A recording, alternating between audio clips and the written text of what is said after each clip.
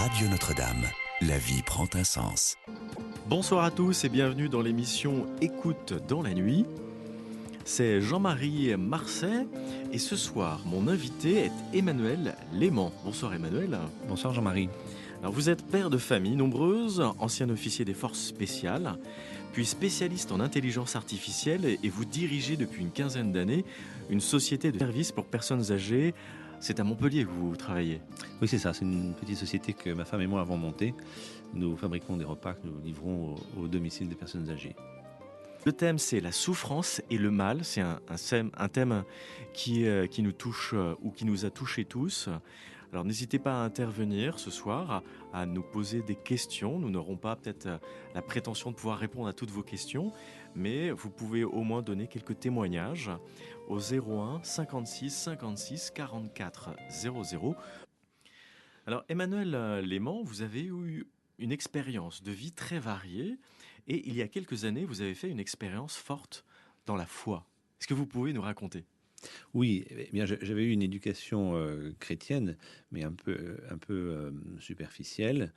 Et en tout cas, ma foi, elle était très, très superficielle. Et puis, vers l'adolescence, comme beaucoup de jeunes, j'ai pris mes distances avec la foi. Je savais plus trop quoi croire. Et puis, j'ai cherché dans différentes directions, un peu vers l'hindouisme, un peu vers l'occultisme, heureusement pas trop. Et puis je suis revenu vers la foi chrétienne, mais une foi un peu tiède, pratiquant un peu en pointillé. Et puis à un moment donné, l'un de mes proches a traversé une épreuve très difficile. Je ne savais pas comment aider cette personne. J'avais aucun moyen en fait de l'aider, et donc j'ai pris l'engagement avec moi-même de prier pour cette personne. Un chapelet chaque jour pendant un an. Voilà, un chapelet par jour. Un chapelet par jour pendant un an, c'était un sacré engagement. Oui, et c'était une sacrée épreuve que traversait cette personne. Et puis bon, je savais pas comment faire. Je pouvais rien faire. J'étais totalement impuissant. Donc, je me suis tourné vers Dieu et vers Marie. C'est vrai qu'un chapelet par jour, après, c'est peut-être plus ou moins facile, mais enfin, en tout cas, pour moi, ça ne l'était pas. Ça prenait à peu près une demi-heure. Et des fois, c'était vraiment difficile parce qu'entre mes activités professionnelles, ma vie familiale, eh bien, j'arrivais le soir fatigué, je n'avais toujours pas commencé mon chapelet. Et c'était parfois bien difficile de rester à genoux, de ne pas s'endormir, de se réveiller en disant non, c'est pas fini, je continue. Voilà. Et j'ai continué comme ça donc, pendant quelques mois. Un jour, j'ai eu l'occasion d'aller, au bout de quelques mois, d'aller passer 24 heures à l'école de prière Jeunesse Lumière du Père Daniel Ange. Et là, j'ai vécu une expérience assez extraordinaire. J'ai vu tous ces jeunes en prière quand je suis arrivé. Ça m'a bouleversé. Et puis... Parce qu'ils ont un rythme de prière assez intensif chaque jour. Et il y a des temps de prière. Oui, et des temps de prière chaque jour. Ils ont effectivement beaucoup de prières. Ils ont des temps très tôt le matin. Oui, tout à fait. Et dans la journée. Voilà, d'ailleurs, le matin, j'étais réveillé par les chants de louanges des jeunes qui étaient là. Et je me disais vraiment, si on dort au ciel, c'est comme ça qu'on sera réveillé. C'était tellement magnifique. Et donc, j'ai été bouleversé par ce séjour de Jeunesse Lumière. Et j'en suis reparti... transformé au bout de 24 heures. Et je pense que les mois de chapelet quotidien que j'avais fait avant avaient un petit peu labouré le sol de mon âme en quelque sorte, ou arrosé, je ne sais pas, et préparé la venue de l'Esprit Saint qui s'est manifesté de façon très sensible donc, au moment de mon passage chez Jeunesse Lumière. Et alors après, ça a duré pendant des jours, des semaines, des mois, je priais de plus en plus. Le chapelet, c'était pas du tout suffisant. J'étais porté par la prière. Je chantais des chants de louange à longueur de journée. Ça a agacé un peu ma femme, d'ailleurs, ce qui est bien compréhensible. Et après ça, je passais une heure la nuit dehors, dans un froid glacial, à prier. Je sentais rien d'autre que de la joie. J'étais vraiment... je ne sais pas si je priais ou si j'étais porté par la prière. Ça jaillissait tout seul. Et voilà, donc c'était une conversion complètement bouleversant. Depuis, ma foi n'est plus la même. C'était vraiment une rencontre amoureuse avec Dieu. Ça a tout changé. Et Emmanuel Léman, vous êtes aussi l'auteur d'un livre, La souffrance et le mal, aux éditions Docteur Angélique. Et le sous-titre de ce livre, c'est Lettre à un ami athée. Alors moi, j'ai plein de questions à vous poser dessus, puisque d'ailleurs c'est le thème de ce soir, la souffrance et le mal. Pourquoi d'abord avoir écrit ce livre sous forme de lettre à un athée, Emmanuel?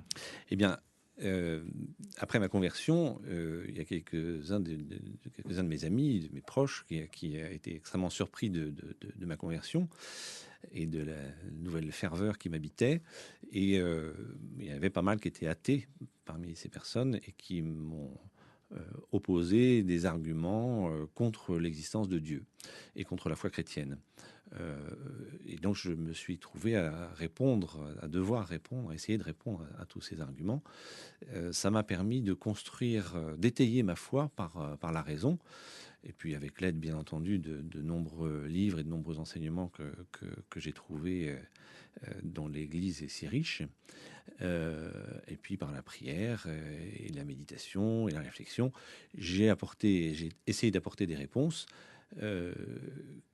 qui m'ont semblé constituer un ensemble qui avait quand même une certaine cohérence. Et donc, après avoir rédigé ces réponses, j'ai eu l'idée d'en faire un livre.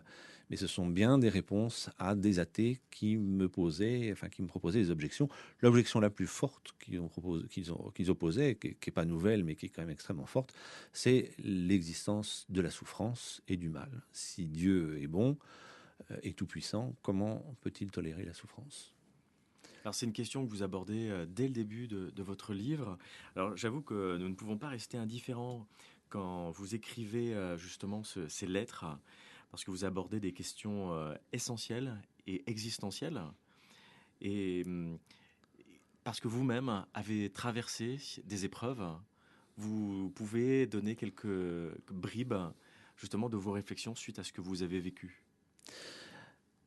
Oui, la souffrance, bon, tout le monde y est confronté plus ou moins directement au cours de sa vie, des souffrances plus ou moins grandes, plus ou moins profondes.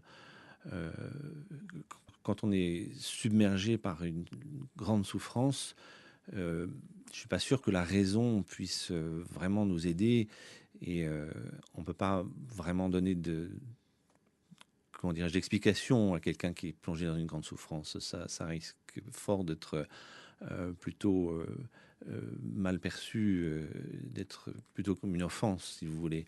Devant une grande souffrance, on doit rester, on doit aider, bien sûr, si on peut.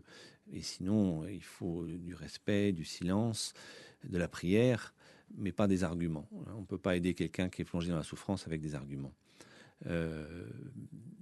Mais enfin, quelqu'un qui est un petit peu de recul par rapport à la souffrance parce qu'il n'est pas submergé, eh bien, il y a quand même des choses qu'on peut dire pour éclairer un petit peu ce drame, ce mystère. Alors moi je vais reprendre une citation de votre livre. Si l'on juge inadmissible de réfléchir sur le scandale de la souffrance, il n'est pas légitime de le présenter comme un argument contre l'existence de Dieu. On ne peut pas soulever un problème tout en interdisant d'y réfléchir. Emmanuel. Oui, voilà. Quand quelqu'un est plongé dans la souffrance, on ne peut pas répondre. Pratiquement pas. Mais enfin, on ne peut pas non plus dire, dans ce cas-là, Dieu n'existe pas, puisque la souffrance existe. Alors, quand on a la possibilité de prendre un petit peu de recul, on peut tenter de trouver des réponses. Les réponses, il n'y a pas une réponse toute faite, si vous voulez.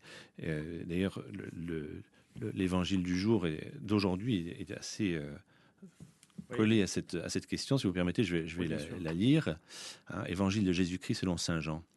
En ce temps-là, Jésus disait à ses disciples, « Amen, amen, je vous le dis, vous allez prier et vous lamenter, tandis que le monde se réjouira. Vous serez dans la peine, mais votre peine se changera en joie. La femme qui enfante est dans la peine parce que son heure est arrivée. Mais quand l'enfant est né, elle ne se souvient plus de sa souffrance, toute heureuse qu'un être humain soit venu dans le monde. Vous aussi, maintenant, vous êtes dans la peine. mais je vous reverrai et votre cœur se réjouira. Et votre joie, personne ne vous l'enlèvera. En ce jour-là, vous ne me poserez plus de questions. Voilà ce que nous dit Jésus. Alors, la souffrance, il n'a pas vraiment donné de réponse avec des mots concernant ce terrible problème, mais enfin, il nous a dit qu'elle serait remplacée par la joie. Elles peuvent même cohabiter, la joie et la souffrance, aussi paradoxal que ça puisse être. Comment peut-on vivre justement cette joie dans la souffrance? Quand nous sommes allés à la messe tout à l'heure, le prêtre a pu en parler et il a mis le doigt justement sur ce mystère que joie et souffrance ne s'opposent pas. Emmanuel Léman. Oui, ça se situe, je crois, à deux niveaux différents dans l'être humain. La souffrance est physique ou psychique. Elle peut, dans certains cas, être spirituelle, mais enfin, la souffrance qu'on a dans le monde, généralement, elle est psychique ou physique, ou les deux à la fois. La joie, ce qui est vraiment la joie, c'est à un autre niveau, c'est un niveau spirituel. Et c'est un petit peu, c'est une image que je prends dans le livre à un moment donné, si vous voulez.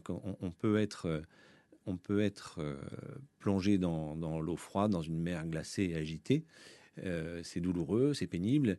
Et puis vous avez la tête qui sort de l'eau à un moment donné et vous êtes baigné par les rayons du soleil. Et ces rayons de soleil réchauffent un peu le cœur, réchauffent le visage, réchauffent l'âme. On aperçoit au loin la plage dorée du rivage. On reprend espoir. Et pourtant, le corps est toujours plongé dans l'eau glacée et on a toujours la souffrance. Et c'est un petit peu à deux niveaux différents.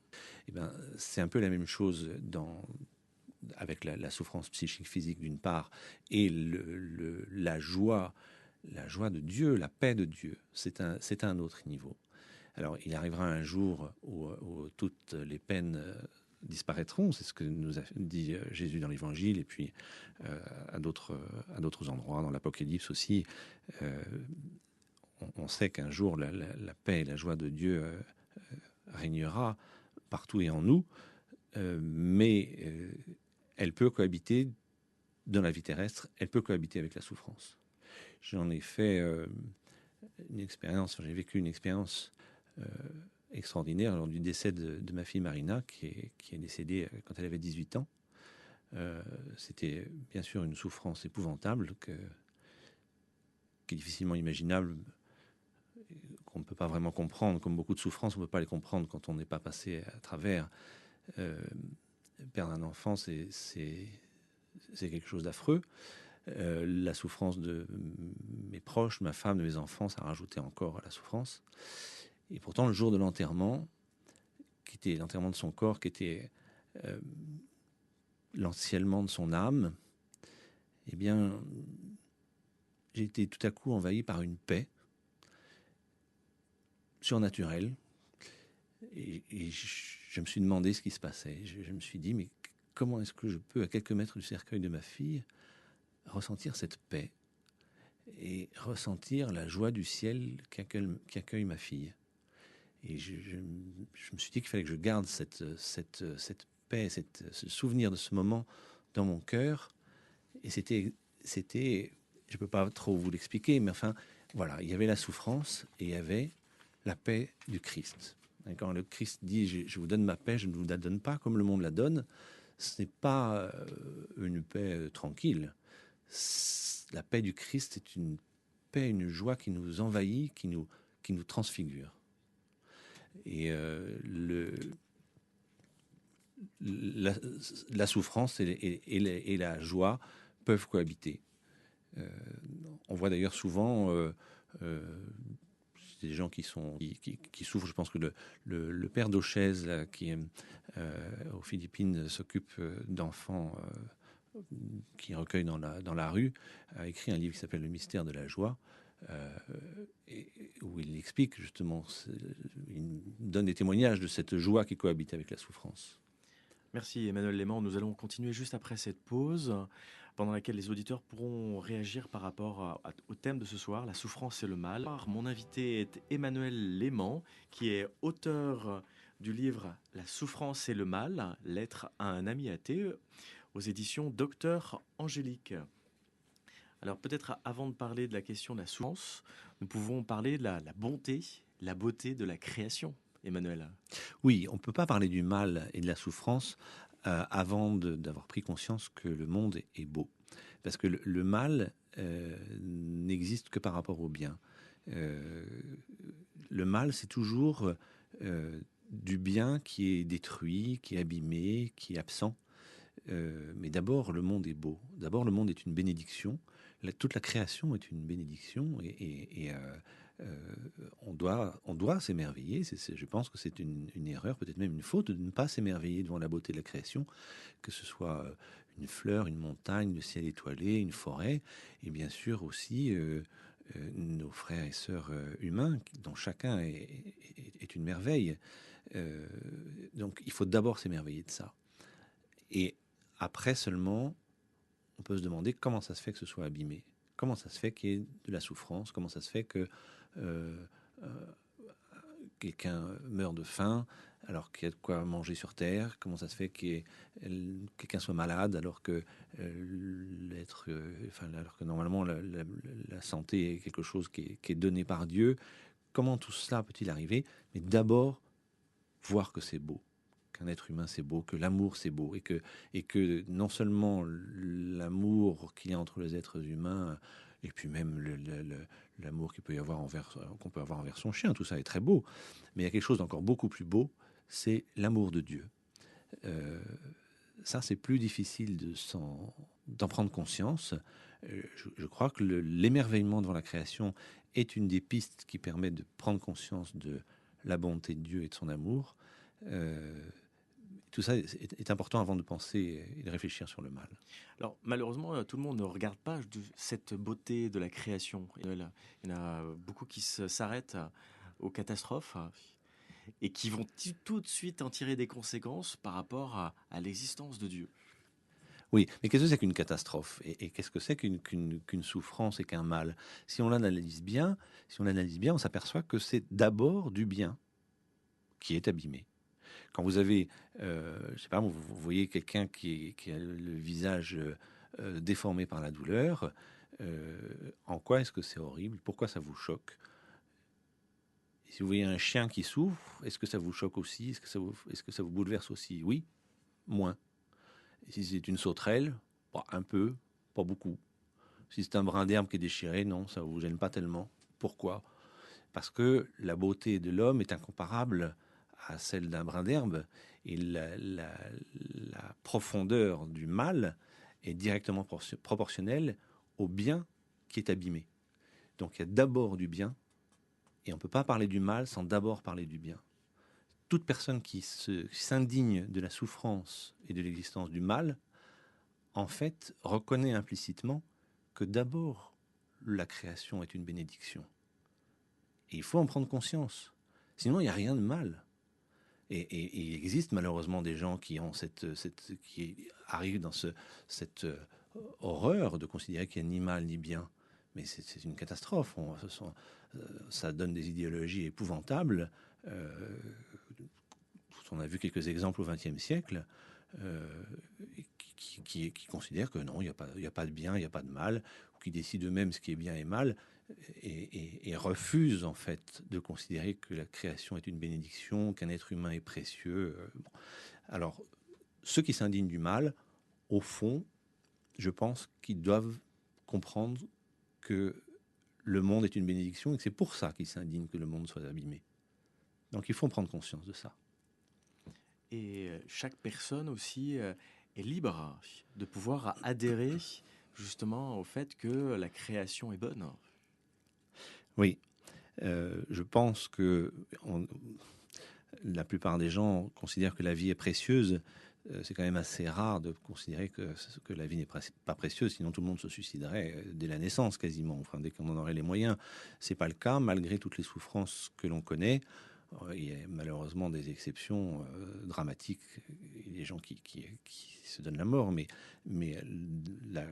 l'expérience très très très majoritaire, c'est que tout le monde considère que la vie est précieuse.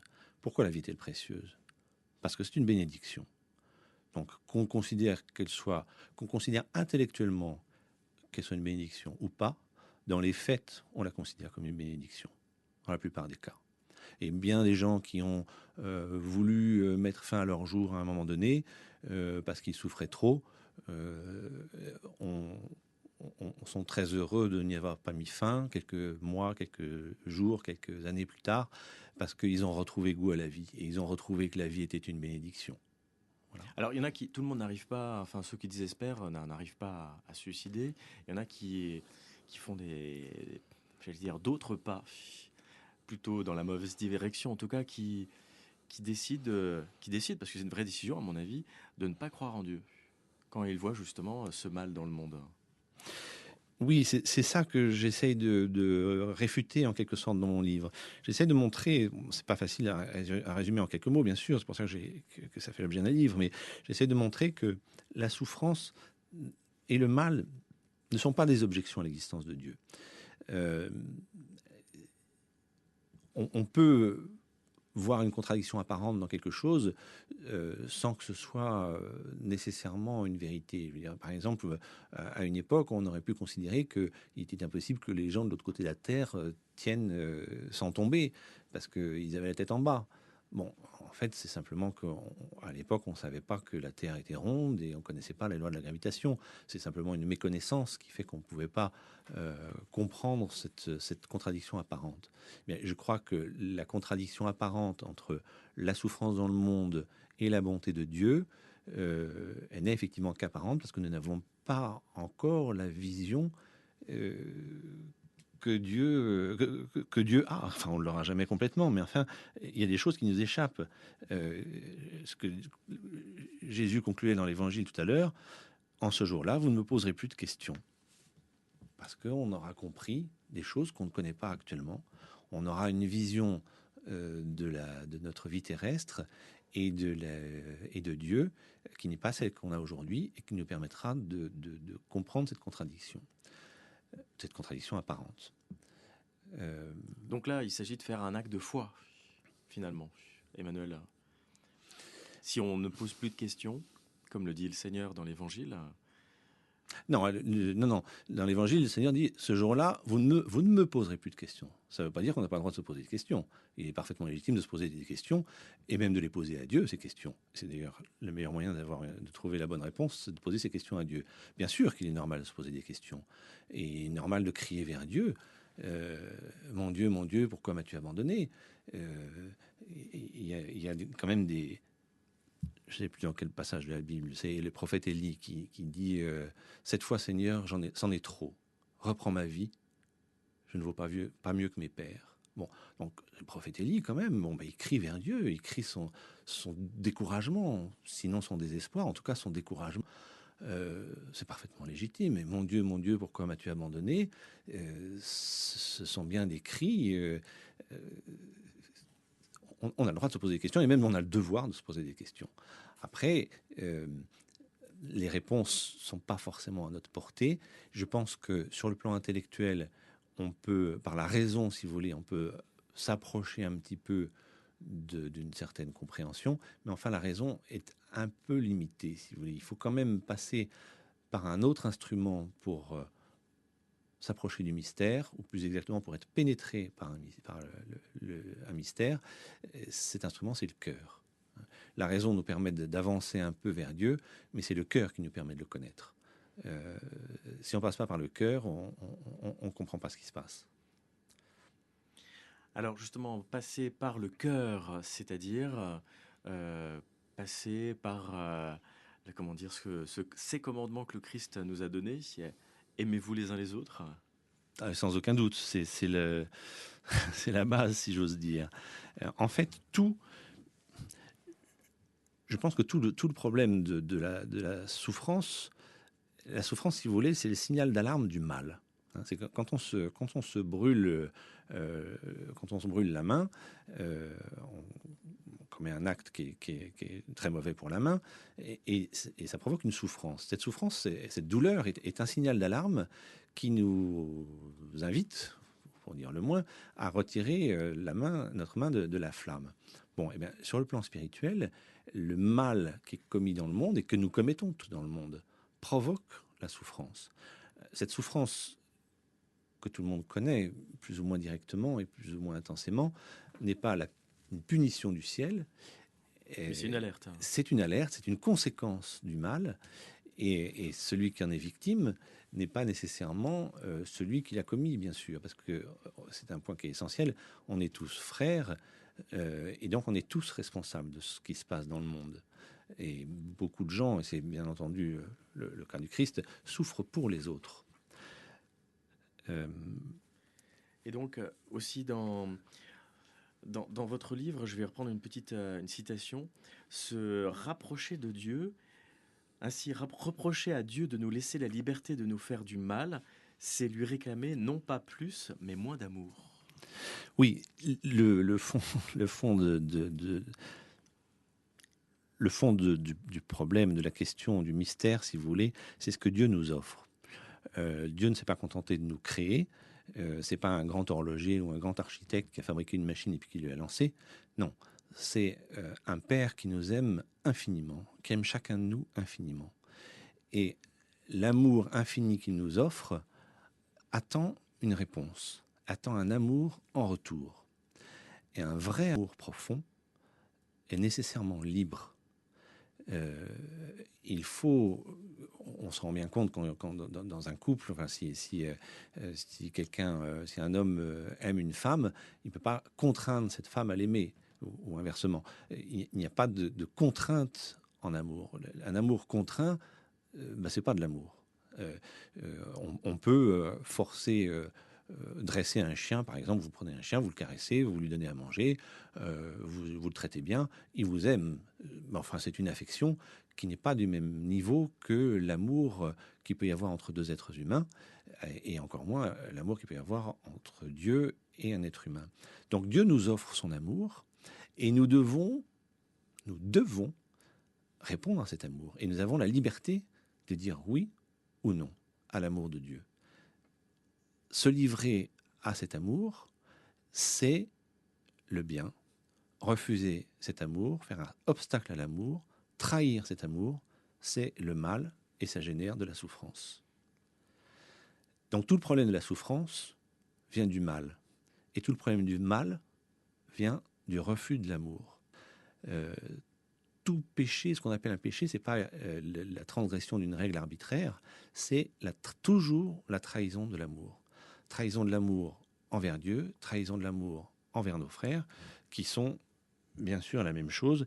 Jésus disait, tu aimeras le Seigneur ton Dieu de tout ton cœur, de toute ton âme et de tout ton esprit. Voilà le plus grand et le premier commandement. Le second lui est semblable, tu aimeras ton prochain comme toi-même. À ces deux commandements se rattache toute la loi ainsi que les prophètes. Donc la seule loi dont tout découle, c'est la loi d'amour. Se livrer à cette loi, c'est-à-dire accepter l'amour, accepter d'aimer en retour Dieu et nos frères d'un même amour, d'un même mouvement, c'est rejoindre Dieu. Refuser cet amour et faire obstacle, et nous y faisons tous obstacle plus ou moins, et souvent plus que moins, et tous les jours, des petits obstacles, des grands obstacles, eh bien ces obstacles, c'est le mal, c'est le péché, et c'est extrêmement grave. Et toute la souffrance qui en découle, elle est très grave, mais c'est un signal d'alarme. C'est un peu comme un haut-parleur par lequel Dieu nous dit, mais attention, regardez ce que vous faites en rejetant mon amour. Regardez ce que vous faites en trahissant l'amour. Vous voyez tout le mal qu'il y a. Vous voyez toute la souffrance. Parce que souvent, on attend que Dieu résolve tous les problèmes de souffrance dans le monde, Emmanuel. Oui, s'il résolvait tous les problèmes de souffrance, bien sûr qu'il pourrait. Est-ce que ce serait un bien ? Sûrement pas, en fait. Parce que, alors là, c'est vrai qu'il faut un acte de foi pour comprendre que Dieu parvient à tirer un plus grand bien de toute souffrance. S'il supprimait... D'abord, Dieu ne veut pas la souffrance. Dieu ne veut absolument pas la souffrance. Il veut la joie et le bonheur pour tout le monde.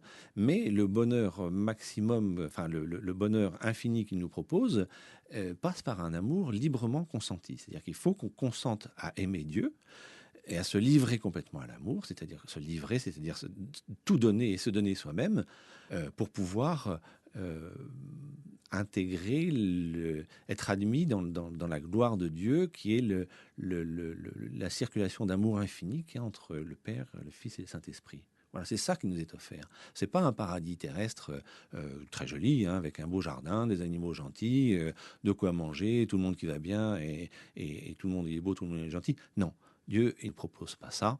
Il nous propose beaucoup, beaucoup, beaucoup mieux. Il nous propose le partage de sa gloire. Il nous propose de pénétrer dans l'amour qu'il a en lui-même entre les trois personnes de la Sainte Trinité, et d'être envahi par cet amour. Et ça suppose que nous, on ouvre la porte de notre cœur. Et c'est ça le mouvement qui est difficile. Et Saint Séraphime de Saint-Rove disait que le vrai but de la vie chrétienne, c'est d'être envahi par l'Esprit Saint. Et l'Esprit Saint, c'est justement cet amour trinitaire qui circule en Dieu et que Dieu nous offre et qui veut partager avec nous. Et il mendie notre amour. Et à chaque fois qu'on refuse de s'ouvrir à cet amour, chaque fois qu'on ferme un peu la porte, eh bien, on fait le mal et ça provoque de la souffrance. Et Dieu se désole de ça. Et il nous offre sans arrêt des voies de secours, de recours pour nous échapper du mal, pour offrir notre cœur à l'amour. Il veut pas la souffrance. Mais cette souffrance, c'est un peu aussi une façon pour lui de nous dire, mais regardez, ça va pas du tout ce que vous faites. Ce soir, avec mon invité Emmanuel Léman, nous parlons du mal et de la souffrance. Il a d'ailleurs écrit ce livre, La souffrance et le mal, aux éditions Docteur Angélique. Nous avons d'ailleurs aussi une auditrice qui nous appelle de Toulouse. Il s'agit de Thérèse. Bonsoir Thérèse. Oui, bonsoir. Oh, je suis très heureuse de vous entendre. Thérèse, merci beaucoup pour votre témoignage. Ça nous a permis de découvrir effectivement que la rencontre avec des personnes qui ont pu vous aider, et puis aussi la prière finalement qui vous a porté, vous a permis de traverser ces souffrances. En tout cas, un grand merci. Moi, ce que je vous propose, à la demande d'ailleurs d'Emmanuel, c'est que nous prions un Je vous salue Marie pour Thérèse, pour tout ce qu'elle vit. Oui, ça me semble une bonne chose. Parce que merci Thérèse pour votre beau témoignage, pour votre foi conservée à travers toutes ces épreuves. Je pense que effectivement on peut s'adresser à Marie qui elle-même a vu son fils crucifié et qui sait ce que c'est que pleurer la perte d'un enfant. Soyons bien conscients que vos larmes coulent sur la joue de Dieu, qui n'est pas du tout indifférent à nos souffrances. Il nous l'a montré en offrant son Fils Jésus, qui s'est offert lui-même en sacrifice pour nous. Et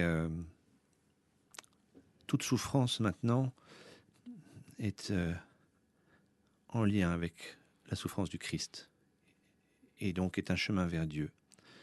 Ouvre une porte vers Dieu, en tout cas, ça peut ouvrir une porte vers Dieu. C'est presque comme un 8e sacrement, la souffrance qui nous unit au Christ, à condition qu'on l'accepte. Pensons à Marie qui, au pied de la croix, gardait confiance en Dieu, malgré son fils crucifié. Et effectivement, 3 jours après, il est ressuscité, ouvrant un chemin à travers la mort, chemin par lequel il nous invite à rejoindre Dieu. Donc, toutes ces souffrances que vous avez connues et que tous les tant d'êtres humains connaissent ne doivent pas nous faire perdre de vue ce chemin vers Dieu que le Christ nous propose. Et demandons à la Sainte Vierge d'intercéder pour nous et pour tous ceux qui souffrent. Je vous salue Marie, pleine de grâce. Le Seigneur est avec vous. Vous êtes bénie entre toutes les femmes, et Jésus, le fruit de vos entrailles, est béni. Sainte Marie, Mère de Dieu, priez pour nous pauvres pécheurs, maintenant et à l'heure de notre mort. Amen. Alors, nous avons une autre question d'un auditeur et la question est la suivante. La souffrance est-elle obligatoire, Emmanuel Léman ? Et pourquoi ? Obligatoire, j'en ai peur, parce que quand on regarde le monde, j'aimerais bien qu'on me présente quelqu'un qui n'a jamais souffert. Alors certes, il y a des souffrances plus ou moins grandes, plus ou moins profondes, mais enfin, je ne crois pas que quiconque puisse dire non, ça va, j'ai jamais souffert dans le monde, dans ma vie. Donc oui, et c'est obligatoire. Pourquoi? Eh bien, j'essaie d'y répondre dans ce livre. Pourquoi? C'est parce que nous faisons le mal. Et le mal entraîne la souffrance. Si personne ne faisait le mal, il n'y aurait pas de souffrance. Mais tous, nous faisons le mal, nous commettons le mal, plus ou moins, selon les personnes, selon les jours, selon les moments. Mais chaque fois que on voit, vous voyez, on croise souvent des mendiants dans la rue, où on entend parler de gens qui, à l'autre bout du monde, sont victimes d'un tsunami ou d'un bombardement. Et puis, bien souvent, très proche de nous, dans nos familles, dans nos voisins, il y a des gens qui souffrent. Peut-être qu'on ne le voit pas, peut-être qu'on ne veut pas le voir, peut-être qu'on détourne un peu la tête, peut-être qu'à certains moments, on se dit, bon, ça suffit, mendiant, ça va, j'ai déjà donné des pièces à 2 mendiants, à 3, à 4, ça va, j'ai donné au Téléthon, à ci, à ça va. Hein. Et puis la prochaine fois que je vois quelqu'un, et puis mon enfant, ou mon parent, ou ma sœur, ou je sais pas quoi, qui souffre, ça va, hein, j'ai mes petits soucis aussi à moi. Et bien ça, ce mouvement, c'est une trahison de l'amour. Et malheureusement, on en commet tous. Ces trahisons de l'amour sont des déchirures dans le cœur du Christ, dans le cœur de Dieu, et c'est aussi une espèce de déchirure dans l'humanité, si vous voulez. Et ça provoque de la souffrance. Directement ou indirectement. Ça peut bizarrement passer par la nature. Alors c'est peut-être un peu plus difficile à comprendre, hein, parce que les maladies, bon, bah, c'est pas quelqu'un qui a inoculé un microbe. Enfin, ça peut arriver, mais enfin, c'est quand même pas le cas général. Le cas général, c'est que toutes sortes de souffrances semblent venir de la nature et pas venir de l'homme. Je crois que la nature est blessée par le mal que nous commettons. Il y a un lien extrêmement fort entre l'homme et la nature. Nous faisons partie de la nature d'une certaine façon, nous faisons partie de la création, et nous en sommes un peu le couronnement. Nous avons une responsabilité vis-à-vis de la nature. Le pape l'a bien exprimé dans son encyclique il y a quelques mois. Laudato Si. Nous sommes responsables de la nature. Nous avons un peu la responsabilité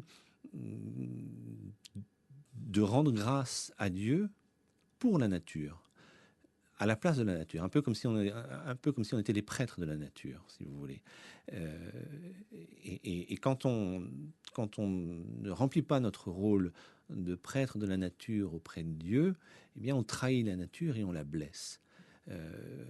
Pensez tout simplement on la blesse et on la rend dangereuse. Pensez tout simplement à un chien. Si vous traitez mal votre chien, ben vous en faites un animal dangereux. Il n'est pas mauvais, ce pauvre chien. C'est vous qui l'avez rendu dangereux. Eh bien, la nature, nous l'avons rendue dangereuse en trahissant l'amour, en trahissant la responsabilité que nous avons vis-à-vis de la nature. La nature n'est pas quelque chose d'anodin. C'est une bénédiction. Dieu, quand il a créé le monde, la nature, avant d'avoir créé l'homme, il trouvait déjà que la création était belle et bonne. Dans le prophète Daniel nous dit que la terre bénisse le Seigneur, qu'elle le chante et l'exalte éternellement.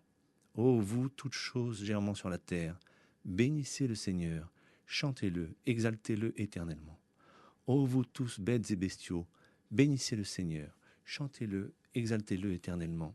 Donc la nature n'est pas quelque chose d'inerte, c'est quelque chose qui a son rôle vis-à-vis de Dieu, et nous sommes l'intermédiaire entre la nature et Dieu.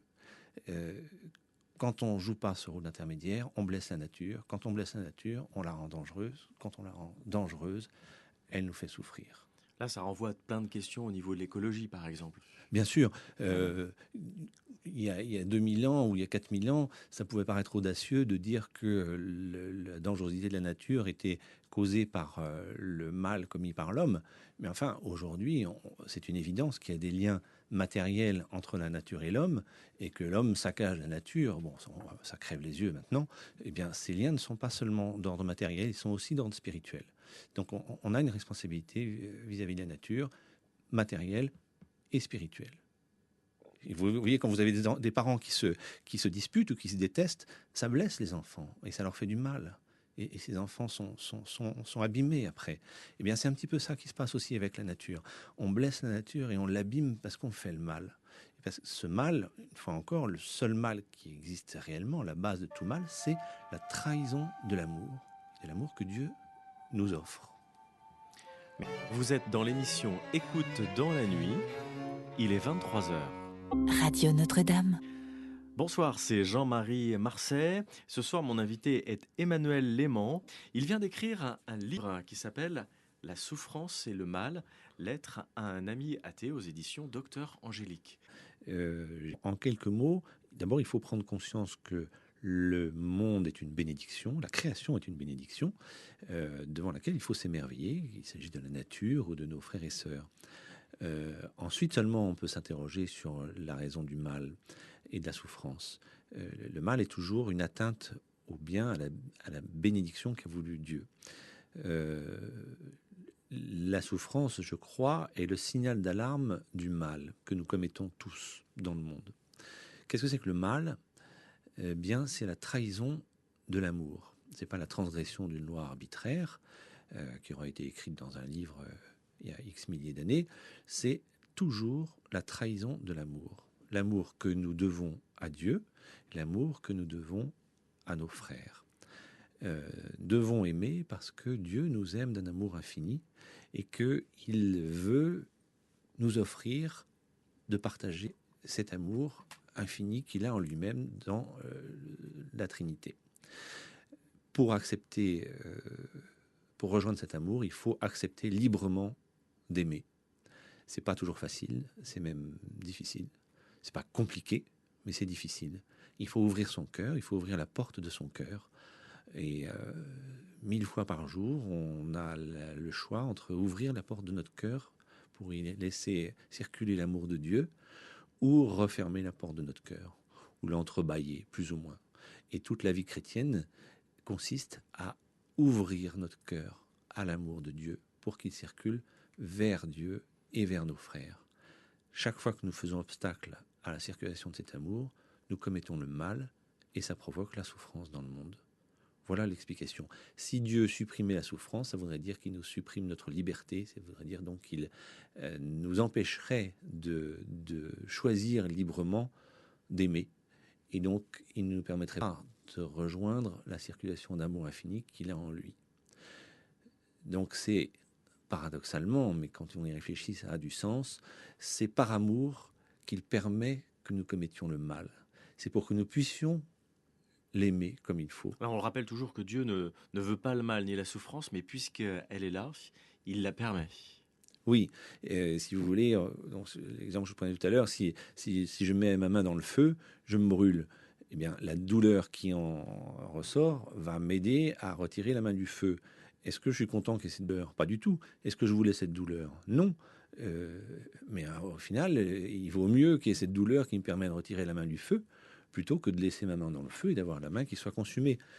C'est la même chose avec l'amour de Dieu. On pourrait imaginer un monde dans lequel il n'y aurait aucune souffrance et aucun amour. Eh bien, c'est une catastrophe parce qu'aucun être humain n'irait vers Dieu. Alors, on commettrait le mal tranquillement. Il n'y aurait aucune souffrance qui en découlerait. Formidable, on continuerait à commettre le mal, tout le monde dirait c'est pas grave, et puis tout le monde serait damné, et ce serait une catastrophe. Alors Dieu nous parle de différentes manières, par la nature, par les personnes que nous rencontrons, par sa parole, et justement nous allons faire une petite pause en entendant heureux, bienheureux ceux qui écoutent la parole de Dieu. Bienheureux qui écoutent la parole de Dieu, c'était un chant de l'Emmanuel. Finalement, là, dans ce chant, nous entendons les béatitudes, Emmanuel, les béatitudes qui permettent justement de vivre chaque moment qui est décrit dans ces béatitudes. Par exemple, la première des béatitudes, c'est « Heureux les pauvres de cœur, car le royaume des cieux est à eux. Heureux ceux qui pleurent, car ils seront consolés. » C'est déjà un mystère que le Seigneur Jésus est venu nous éclairer, en tout cas. Oui, c'est un peu une transfiguration qui nous décrit. Et il nous met devant les yeux des souffrances terrestres et il nous met devant le cœur des béatitudes célestes. Et il fait que dis-je, le parallèle, c'est même pas le parallèle, le lien entre les deux. Alors, on ne peut pas facilement distinguer un lien logique et rationnel. On ne peut pas dire, bon, bah voilà, tout est clair, c'est réglé. Mais enfin, il y a deux côtés. Il y a quand même la souffrance terrestre et il y a la béatitude céleste et la transfiguration entre les deux. Alors, au moment de j'utilise le terme transfiguration, on sait que dans l'Évangile, quand les apôtres ont vu la transfiguration, ils voulaient rester. Ils s'est dit, bon, ben, on va planter les tentes là, et puis on va rester dans cette béatitude céleste. C'est merveilleux. Et non, c'est pas possible parce qu'on n'a pas fini notre vie terrestre. Alors, la béatitude, parfois, on peut goûter du bout des lèvres un tout petit peu une béatitude céleste alors qu'on est encore sur terre. La prière joue un rôle considérable là-dedans. Hein. Prier, c'est respirer l'air infiniment pur de Dieu, disait le Père Daniel Ange. Donc par la prière, on peut, et par des grâces qui sont simplement des cadeaux de Dieu, parfois il nous laisse goûter du bout des lèvres un peu de béatitude céleste. Sainte Thérèse de Lisieux, dans un poème, disait ceci: « Pour supporter l'exil de la vallée des larmes, il me faut le regard de mon divin Sauveur. Ce regard plein d'amour m'a dévoilé ses charmes, il m'a fait pressentir le céleste bonheur. » Voilà, les béatitudes, c'est ça, je crois. Et Jésus nous fait pressentir le bonheur qui sera la transfiguration définitive de souffrances terrestres. Merci Emmanuel Léman. Nous avons un auditeur qui nous appelle de Paris. Il s'agit de Jean-Michel. Bonsoir Jean-Michel. Oui, bonsoir à tous les deux. Oui, Bonsoir. voilà, moi je me pose deux ou trois questions sur la souffrance.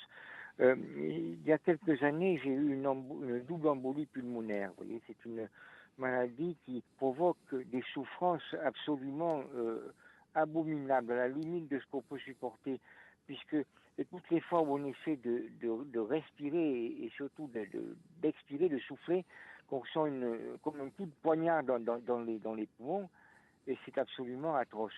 Et donc, fort heureusement, j'en suis sorti. Hein.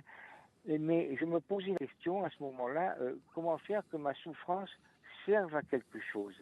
Voyez, c'est le Christ. Je crois que le Christ nous a donné la réponse. En écoutant la description de votre souffrance, j'ai immédiatement pensé au Christ sur la croix, qui a dû ressentir exactement ça. Ah, mais j'y ai pensé aussi. Bien sûr. J'y ai pensé aussi.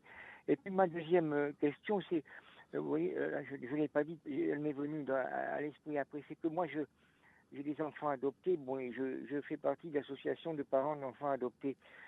C'est fou ce qu'il y a comme souffrance là aussi, parce que l'enfant qui a été abandonné une fois par ses parents géniteurs a eu un tel choc que il a tellement souffert que bien souvent, hein, c'est pas le cas tout le temps, mais bien souvent, il fait souffrir énormément ses parents adoptifs. Vous voyez, moi je connais des parents adoptifs qui ont pensé au suicide, même tellement la souffrance était intense, vous voyez, devant les réactions de l'enfant adopté. Alors là, j'ai pensé qu'après tout.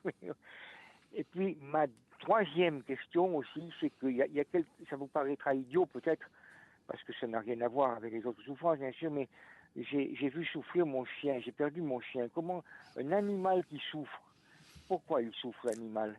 Oui, si vous permettez, il y a deux questions différentes. Il y a deux questions différentes. Oui, voilà, très différentes. Je les pose d'un seul coup. Voilà. Oui. Alors, merci pour ces questions qui sont voilà. Effectivement, la première extrêmement grave et la deuxième très pertinente, tout à fait. La première question, au fond, c'est celle de toutes les souffrances. Bon, on parle de grandes souffrances. Hein. Vous parlez de votre embolie, vous parlez des enfants abandonnés, vous parlez et puis malheureusement la liste des souffrances est sans fin. Je crois que, si vous voulez, on est dans un incendie. Oui. Hein, le monde est incendié par le mal. Tout à fait. Et nous sommes tous des incendiaires. Et chaque jour, nous allumons une allumette et on fait un petit foyer. Tout à fait. Et tout le monde est brûlé. Pas forcément par l'allumette qu'il a utilisée, pas forcément par le feu qu'il a lui-même allumé ou qu'il allumera le lendemain, mais on est tous, parce qu'on est tous frères, on est tous brûlés par les flammes de cet incendie. Oui, Cet incendie, allumé au départ par la suggestion de Satan, bien sûr. cet incendie est susceptible de détruire des âmes. C'est ça le plus grave. Pour sauver les âmes, il est nécessaire, il est indispensable qu'il y ait un signal d'alarme pour nous dire « Attention, quittez cet incendie. Arrêtez d'allumer ce feu et quittez cet incendie. » Il y a des fois, on ne voit même pas les flammes, parce que les ténèbres du péché nous cachent le mal. Hein, le mal a cette caractéristique de se cacher lui-même.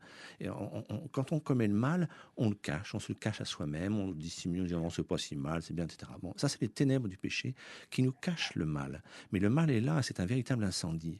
Alors, on est tous des enfants qui sommes pris dans cet incendie, et il y a un grand frère qui est venu de l'extérieur, qui n'était pas obligé, parce que lui, il n'a pas mis le feu, et il n'était pas pris dans l'incendie, il est venu traverser l'incendie pour nous sauver, c'est Jésus. Et lui, il a traversé cette souffrance, l'humiliation, la souffrance, le mal, la crucifixion, la mort, et il a ouvert un passage, il est ressorti de là, en ouvrant un passage, et il nous invite, et il nous dit, venez à moi, venez, arrêtez de mettre le feu, laissez tout ce qui est là, et venez à moi. Voilà. Alors pourquoi l'embolie ? Ça ne sert à rien de chercher la cause médicale, bien entendu. Hein. La vraie cause, la cause profonde, c'est le mal qui est dans le monde. C'est cet incendie qu'on allume tout le temps. Voilà. La souffrance est un signal d'alarme par lequel Dieu nous dit fuyez vite ce mal. Arrêtez de commettre le mal. Jean-Michel, tout à l'heure, vous disiez que finalement, cette souffrance, cette maladie peut être aussi offerte. Ah oui.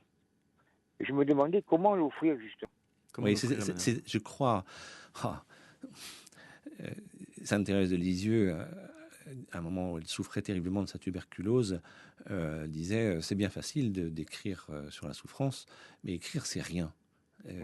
Quand on souffre comme ça, on se donnerait facilement la mort. Donc, vous voyez, vous parlez de tentation suicidaire. C'est sûr, j'y ai pensé, moi. Et oui, et Sainte Thérèse, qui est c'était quand même quelqu'un, docteur de l'Église, eh bien, elle demandait qu'on éloigne d'elle les médicaments poisons, parce qu'elle craignait de céder à cette tentation. Alors moi j'ai trouvé un système, c'est que sur mes médicaments que je prends pour les gens solétiques, j'ai posé un crucifix. Oh, magnifique. Quand j'ouvre la boîte de médicaments, je suis obligé de prendre le crucifix en main. Et si jamais j'ai une mauvaise idée, ben il me l'enlève. Comme ça, voilà. Oh, une astuce. Je t'aime, et puis voilà, aide-moi, et puis je repose sur la boîte de médicaments. Et ça m'a beaucoup aidé. Recette divine. Recette divine à communiquer à tous ceux qui souffrent. Merci. Magnifique recette à communiquer à tous ceux qui souffrent. Mettre un crucifix sur la boîte de médicaments, dans la boîte de médicaments. Et je suis obligé de le prendre en main pour sortir mes anxiolytiques, etc. Alors, si j'ai une mauvaise idée, ben voilà. Alors, je vais essayer de répondre à votre deuxième question concernant les animaux, qui est quand même moins dramatique. C'est plus une question intellectuelle, celle-là. Parce que quand on est plongé soi-même dans une terrible souffrance ou qu'on a un proche qui est plongé dans une souffrance atroce, c'est quelque chose qui est insupportable et qui est proprement scandaleux. Bien entendu. J'ai perdu mon épouse brutalement, mais bon, là, c'est terrible aussi. Bien entendu. Alors, pour ce qui concerne la souffrance des animaux, la question me paraît tout à fait pertinente, à tel point d'ailleurs que j'ai un chapitre dans mon livre concernant précisément ce sujet. Parce que certains athées posent cette question. Ils disent, bon, très bien, d'accord, la liberté, d'accord, si on l'utilise mal, ça fait le mal, donc ça fait la souffrance. Pour les hommes, d'accord. Les animaux, ils n'ont pas cette liberté de choisir entre le bien et le mal, alors pourquoi ils souffrent ? Bon, je crois qu'on ne peut pas répondre à cette question parce qu'on est incapable d'estimer la souffrance des animaux. On ne sait pas quel degré elle peut avoir. On ne sait pas ce qui se passe dans leur conscience. Vous avez un lapin qui est pris dans la patte dans un collet, il se ronge la patte. Quel homme est capable de faire ça ? Il y en a peut-être quelques-uns qui seraient capables, mais peut-être pas beaucoup. Donc je pense que la souffrance d'un animal ne peut pas être comparée à celle d'un humain. En tout cas, on ne sait pas. Il y a trop d'inconnus. Qu'est-ce que Dieu prévoit pour les animaux après leur mort ? J'en sais rien. Je sais pas. Je pense que personne ne sait vraiment. Je ne crois pas que l'Église se soit carrément prononcée dessus. Certainement pas le partage de la gloire de Dieu, parce qu'ils n'ont pas cette liberté d'aimer que nous avons, nous. Est-ce qu'il y a une espèce de paradis terrestre pour les animaux? Peut-être, je ne sais pas.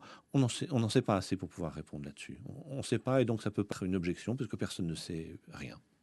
Très bien, merci beaucoup Jean-Michel de votre appel. Nous allons entendre maintenant la litanie des saints congolaises de la communauté du Chemin Neuf, et je vous laisserai nous expliquer un petit peu après pourquoi ce chant vous touche.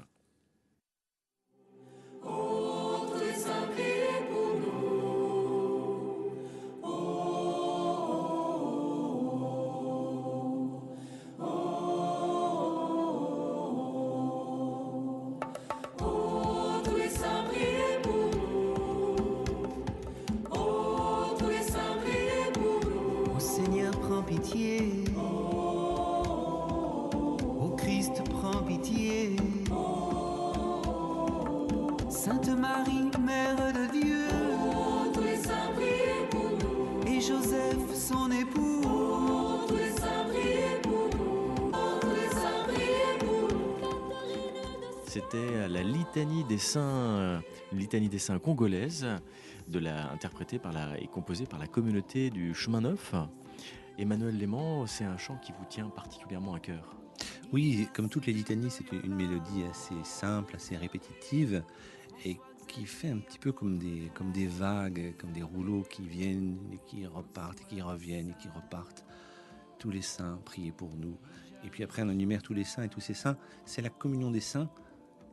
On n'est pas tout seul sur terre. Enfin, on est dans cet incendie dont je parlais il y a un instant, mais au ciel, on a des secours innombrables, et en particulier la communion des saints, tous ceux qui sont passés par cet incendie avant et qui ont trouvé la sortie et qui ont trouvé Dieu et qui de là-haut nous aident, intercèdent pour nous, et qu'il ne faut pas oublier de prier.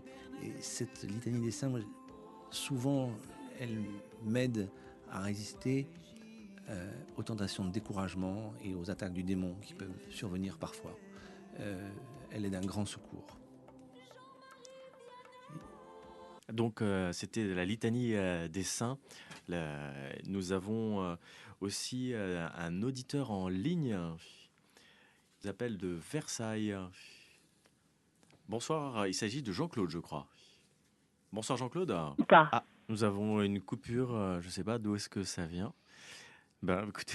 Je vais en profiter pour essayer de répondre, d'apporter une petite réflexion sur le début de la question de Jean-Claude, où il disait qu'il avait du mal. Vous disiez, Jean-Claude, que vous aviez du mal à ouvrir votre cœur aux mendiants ou à la souffrance autour de vous. Et oui, ce que Dieu attend de nous, c'est pas compliqué, mais c'est tellement difficile qu'en fait c'est impossible. Et Jésus, à un moment donné, le dit tout net. Il dit, à l'homme, c'est impossible. Mais à Dieu, tout est possible. C'est-à-dire que Jésus nous demande d'aimer nos frères, pas seulement comme nous-mêmes, mais comme lui, Jésus, nous a aimés. C'est-à-dire d'une manière parfaite. Et il dit, soyez parfaits comme votre Père des cieux est parfait. C'est pas à notre portée. Il n'y a rien à faire, on n'y arrivera pas. Mais à Dieu, tout est possible. Donc c'est Dieu qui doit nous tirer vers lui. On ne peut pas grimper par notre propre force jusqu'à Dieu. Il faut faire des efforts, mais c'est lui qui va nous amener à lui. Sainte Thérèse de Lisieux prenait cette image du petit enfant. Elle disait, voilà, comme un petit enfant qui est au pied de l'escalier et qui essaie de monter une marche. Et il lève son petit pied, il essaye de monter, et il n'arrive pas à franchir même la première marche. Mais son père, qui est en haut de l'escalier, le voit faire ses efforts. Et d'un coup, il le prend dans ses bras et il le mène en haut. Et je crois qu'on est dans cette situation. Il ne faut pas tomber dans le pélagianisme, qui est une hérésie qui consiste à dire « je vais y arriver, tout seul, par mes propres forces, je vais atteindre la perfection et je vais rejoindre Dieu ». Non, ça ne marche pas. Et il ne faut pas non plus tourner le dos à l'escalier en disant « j'y arriverai pas, c'est fichu ». Non, nous devons faire tous les efforts que nous pouvons en sachant qu'ils sont insuffisants et que c'est Dieu qui, nous voyant faire ces efforts, nous voyant tenter d'ouvrir notre cœur et d'ouvrir la porte de notre cœur, lui rentrera dans notre cœur, il fera en nous sa demeure, et là il nous transformera. Il changera notre cœur de pierre en cœur de chair, et comme ça, on sera capables de le rejoindre dans sa gloire, pas par nos pauvres efforts qui sont tout à fait insuffisants. Donc, face à quelqu'un qui souffre, vous l'écrivez dans votre livre, hein, quelqu'un qui souffre horriblement et que l'on veut soulager, nous ne pouvons guère plus que lui tenir la main, lui témoigner de l'amour, prier pour ceux qui le peuvent. Oui. Ceux qui ne peuvent pas prier, c'est très embêtant. Je pense que on peut au moins essayer de vouloir espérer prier. Et je ne sais plus quel grand maître de spiritualité chrétienne disait vouloir prier, c'est déjà prier. Désirer vouloir prier, c'est déjà prier. Il ne s'agit pas de savoir prier, en fait. Il s'agit de vouloir prier. Et comment il s'appelle, Charles Péguy disait avec cette phrase assez extraordinaire. Il faisait parler Dieu dans un de ses livres. C'était le mystère des saints innocents. Et il disait, il prenait donc la parole pour Dieu. Il disait: or je suis leur père, dit Dieu, et je connais la condition de l'homme. C'est moi qui l'ai faite. Je ne leur en demande pas trop. Je ne leur demande que leur cœur. Quand j'ai le cœur, je trouve que c'est bien. Je ne suis pas difficile. Voilà, je crois que c'est la vérité. Je crois que effectivement, Dieu veut juste notre cœur. Alors quand je dis juste notre cœur, évidemment, il y a un petit piège, parce que quand on donne le cœur, tout vient avec. Et donc, quand on parvient à ouvrir son cœur à Dieu, eh bien, il se précipite dedans et il transforme notre cœur, et donc il nous transforme tout entier. Et c'est ça le vrai but de la vie chrétienne. Et alors, je pense aussi à cette parole de l'Apocalypse de Saint Jean qui dit: voici, je me tiens à la porte et je frappe. Si quelqu'un entend ma voix et ouvre la porte, j'entrerai chez lui, je souperai avec lui et lui avec moi. Bien voilà, Dieu se tient à la porte de notre cœur et il frappe. Oh, tout doucement, parce qu'il ne s'impose pas. Il respecte notre liberté, alors il frappe tout doucement, tout doucement. Alors il faut tendre l'oreille. Dire: mais quelqu'un a frappé. Et il faut ouvrir notre porte. Donc il faut l'entendre. Et il faut ouvrir. Attention, parce que des fois on entend, tu dis: non, j'ai rien entendu, oh non, j'ai dû rêver, parce qu'on n'a pas envie d'ouvrir, parce que c'est douloureux d'ouvrir. C'est aimer les autres, ça veut dire être prêt à se laisser toucher par leur souffrance. Donc c'est douloureux. Donc ouvrir son cœur à Dieu, c'est pas facile, mais c'est ça qu'il faut. Le mouvement, ça consiste pas à devenir parfait. Le mouvement, ça consiste à ouvrir notre cœur, la porte de notre cœur à Dieu, et c'est lui qui va nous perfectionner. Donc, dans ce livre que vous avez écrit, alors vous abordez plein de thèmes, hein, plein de lettres, parce qu'il s'agit d'une trentaine de lettres que vous adressez à un ami athée. Bon, finalement, c'est accessible à tous, hein, parce que moi, je l'ai lu et c'est vraiment agréable à lire ces petites lettres sur chaque thème. Alors, on va pas aborder tous les thèmes ce soir. Et les thèmes, par exemple, en lien avec la damnation et le jugement, parce que quelquefois, on se fait des tas d'idées sur le jugement de Dieu, sur le moment où nous serons jugés à la fin. Et finalement, beaucoup disent que ce sera suite à un choix que nous allons faire, ou est-ce que ça va être vis-à-vis de notre propre décision que nous serons sauvés, Emmanuel Léman? Il est certain que notre liberté est en cause et que c'est librement que l'on va se diriger dans la voie large qui mène à la perdition ou dans la voie étroite qui mène au royaume de Dieu. C'est bien nous qui en sommes responsables. Alors, jugement ou choix au moment de la mort ou à l'instant de la mort, je ne sais pas exactement, de toute façon on ne sait pas très bien définir cet instant. Est-ce que ce sera un jugement ou un choix? Eh bien, Jésus nous donne... J'ose pas dire un début de réponse parce qu'il ne se contente pas de début. Il dit ceci dans l'évangile de Jean. Et le jugement, le voici. Quand la lumière est venue dans le monde, les hommes ont préféré les ténèbres à la lumière parce que leurs œuvres étaient mauvaises. En effet, tout homme qui fait le mal déteste la lumière. Il ne vient pas à la lumière de peur que ses œuvres ne lui soient reprochées. Dans ces quelques lignes, Jésus nous parle du jugement et nous décrit comme étant une préférence que l'on fait, qu'on risque d'avoir pour les ténèbres contre la lumière. Alors, jugement ou choix? Et je pense que c'est pas contradictoire, en fait. Et que on peut prendre l'exemple d'un employé qui aurait travaillé épouvantablement mal, avec carrément mauvaise volonté, et puis qui est convoqué dans le bureau de son patron, et le patron lui dit, bah alors qu'est-ce que c'est ce travail? Et l'employé dit, mais je n'ai rien à fiche de votre travail, j'ai rien à fiche de votre entreprise. Le patron dit, bon, très bien, dans ces conditions, vous faites plus partie de l'entreprise. Et l'employé dit, bah, ça tombe bien, je démissionne. Bon. Est-ce que c'est le patron qui a licencié l'employé, ou est-ce que c'est l'employé qui a quitté l'entreprise? Eh bien, je crois que c'est les deux à la fois, que les deux ne sont pas contradictoires. C'est simplement le constat d'un désaccord, d'une divergence radicale et irréconciliable. Les points de vue sont irréconciliables. L'amour de Dieu, si on s'y est fermé complètement pendant toute notre vie, eh bien, on ne sera pas capable de l'accepter, on ne sera pas capable d'y faire face, un peu comme des yeux qui sont pratiquement tout le temps fermés et qui ne sont pas capables de faire face à la lumière. C'est bien cette image de la lumière que prend Jésus. Quand on s'est enfermé dans les ténèbres, eh bien, on ne peut plus ouvrir les yeux à la lumière. Et en même temps, la lumière dira, moi je ne peux pas recevoir quelqu'un qui est ténèbre. Dans le royaume de Dieu, il n'y aura pas certains qui seront un peu égoïstes, un peu orgueilleux. Ah non, non, non, non, il n'y a pas de ça. Dans l'absolu de Dieu, c'est tout amour.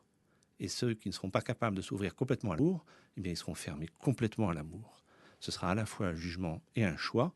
La seule, comment dirais-je, heureusement, le purgatoire sauvera tous ceux qui sont pas capables d'ouvrir complètement les yeux, mais qui veulent quand même la lumière, qui choisissent finalement la lumière, mais qui n'y sont pas encore accoutumés. Eh bien, le purgatoire, ce sera cette accoutumance à la lumière. Voilà, merci Emmanuel.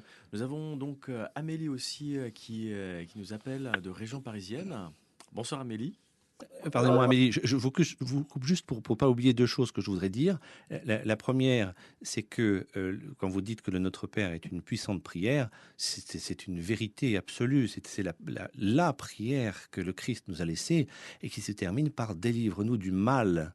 Et la traduction exacte, je crois, celle qu'il y avait avant, la traduction exacte, c'est « délivre-nous du malin ». Donc c'est la première prière d'exorcisme qui existe, léguée directement par Dieu, par Jésus. C'est la même chose, c'est le même Dieu, pour effectivement nous délivrer du malin. C'est pas inutile de réciter Notre Père, c'est une banalité de dire, mais c'est extrêmement important. Voilà, je voulais rebondir tout de suite là-dessus. J'évoquais tout à l'heure justement la litanie des saints congolaise ou pas, peu importe. La litanie des saints est aussi une prière de délivrance du mal, qui est d'ailleurs utilisé au baptême. Il y a dans le rituel du baptême un appel à la litanie des saints pour se délivrer du mal. Très bien, merci Emmanuel Léman. Merci beaucoup Amélie pour votre appel. Tout à l'heure, nous avions Amélie qui nous a posé plusieurs questions. Elle a terminé, on n'a pas répondu à cette question. Elle a posé des questions sur l'occultisme. Dans votre livre, alors je rappelle le livre « La souffrance et le mal » aux éditions Docteur Angélique, vous avez une lettre que vous adressez, parmi ces 31 lettres que vous adressez, sur Satan. Et donc, l'occultisme, c'est justement invoquer des mauvais esprits, et c'est finalement la présence du mal de façon invisible, quelquefois qui se manifeste d'ici et là. Comment être attentif à ne pas tomber dans ce piège, Emmanuel Léman? Oui, alors je crois que l'occultisme, ça a le mérite d'être extrêmement simple. Il faut le rejeter en bloc. Voilà, c'est des manifestations, ce sont des manifestations démoniaques, sataniques. Le prince de ce monde, c'est ainsi que Jésus appelle Satan.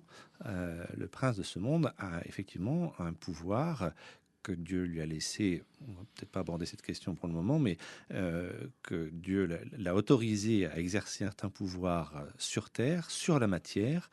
Et donc, c'est pas anodin. Utiliser appel à l'occultisme, c'est très simple, c'est faire appel aux démons. Donc, évidemment, il ne faut pas faire ça du tout, en aucune circonstance, même pour répondre à des attaques qui seraient éventuellement le fait de gens qui pratiquent l'occultisme. Eh bien, la réponse, bien entendu, c'est la prière, c'est la vie sacramentelle, la communion, la vie dans l'Église. C'est ça la réponse. C'est le Christ, c'est Dieu. C'est pas l'utilisation de manœuvres occultes en sens inverse. Et d'ailleurs, Amélie s'en est sortie grâce justement à la prière. Absolument. Il y a quand même Jésus, dans l'évangile de Luc, il y a cette phrase extraordinaire. Les apôtres sont envoyés en mission par Jésus. Ils reviennent et disent, Seigneur, même les démons nous sont soumis en ton nom. Jésus leur dit, je regardais Satan tomber du ciel comme l'éclair.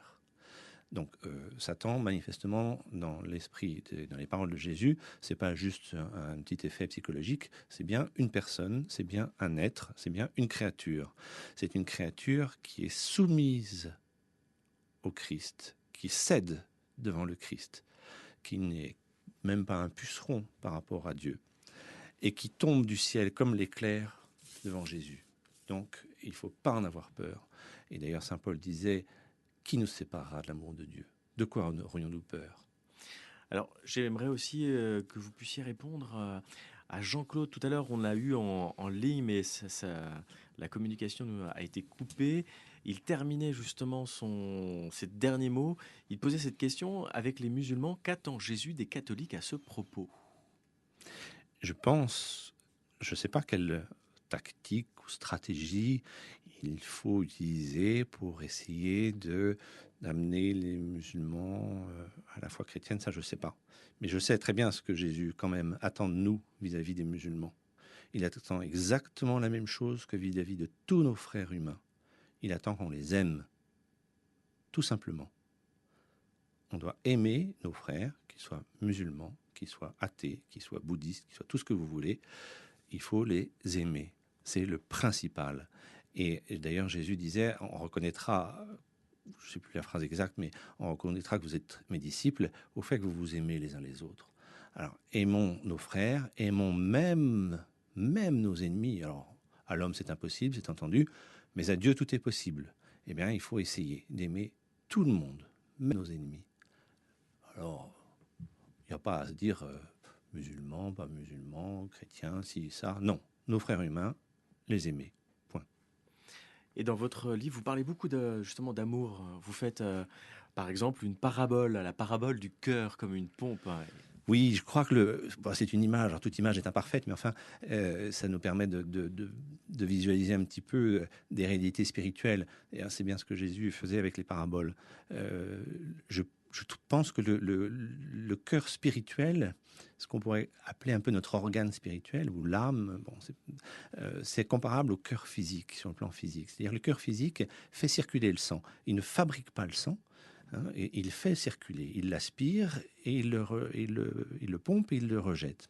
Eh bien, notre cœur spirituel est fait pour faire circuler l'amour de Dieu. Dieu nous donne son amour. Il faut ouvrir notre cœur pour accueillir cet amour et il faut le renvoyer de l'autre côté vers nos frères et vers Dieu aussi. Et c'est la même chose, ce que Jésus dit, aimer Dieu, aimer nos frères, c'est au fond le même commandement. Les deux commandements sont semblables. Un cœur qui fonctionne bien, c'est-à-dire un cœur saint, S-A-I-N, et un cœur de saint, S-A-I-N-T, c'est un cœur dans lequel l'amour de Dieu coule à plein flot. Le feu brûlant du Saint-Esprit circule à toute force vers Dieu et vers nos frères. Un cœur malade, un cœur entartré, c'est un cœur qui ne laisse plus circuler l'amour de Dieu. Et dès lors qu'on accepte de se laisser toucher par la souffrance de nos frères, on commence à fendiller un petit peu le cœur. Alors l'amour commence à couler un petit peu de notre cœur vers nos frères et presque mécaniquement, ça attire l'amour de Dieu qui vient nettoyer notre cœur et du coup, on peut aimer plus nos frères et ça attire encore plus l'amour de Dieu. Et comme ça, on nettoie le cœur et on transforme, mais c'est Dieu qui le fait, transforme notre cœur de pierre en cœur de chair. Alors, Emmanuel Léman, vous terminez votre livre par votre dernière lettre, la 31e lettre, sur le scandale de la croix et qui n'est pas le mot de la fin. Non, le scandale de la croix, bien sûr, Il y aurait beaucoup à dire, mais le scandale de la croix, c'est le lieu où le drame du monde devient épopée du salut. Je cite le père Michelin. Le christianisme, donc c'est la croix, c'est le lieu où le drame du monde devient épopée du salut. C'est-à-dire que c'est la souffrance et la mort du Christ, qui est à la fois homme et Dieu, traverse la souffrance et traverse la mort, et ressuscité le troisième jour. Et ça change tout. À partir de ce moment-là, la voie est ouverte pour la résurrection, pour le royaume de Dieu et pour la vie éternelle. Ça change tout, ça bouleverse le monde entier, et cette résurrection du Christ nous ouvre le passage. On n'a plus qu'à, entre guillemets, le suivre. C'est pas compliqué, c'est difficile, mais c'est pas compliqué. Alors, pour terminer, je vais vous lire un mail de Najib. Connaissez-vous l'image que donne le Padre Pio du mal dans le monde ? Il donne l'image d'une broderie qu'un petit enfant assis sur un petit tabouret voit alors que sa mère brode. Il voit l'envers et ne comprend pas. Voilà. C'est une belle image. Je ne savais pas que c'était une image du Padre Pio. En revanche, je connais un petit poème de Marie Bauduin-Croix qui reprend cette image et qui l'exprime ainsi. C'est bien l'envers du canevas que tu tisses de tes croix.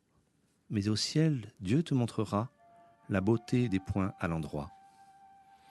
Très bien, écoutez, merci beaucoup Emmanuel Léman d'être venu ce soir. Merci Jean-Marie. Vous êtes venu donc nous parler de ce livre, La souffrance et le mal, lettre à un ami athée. Alors je recommande parce que c'est vraiment très agréable et c'est très catéchétique. Vous abordez plusieurs questions qui correspondent aux grandes questions existentielles de la vie d'un homme. Voilà, écoutez, bon retour en famille. Merci. Je remercie toute l'équipe qui m'a permis la réalisation de cette émission. Dimitri, Dorothée en régie et toutes les autres personnes, Deudi, Natacha, Marie-Marcel.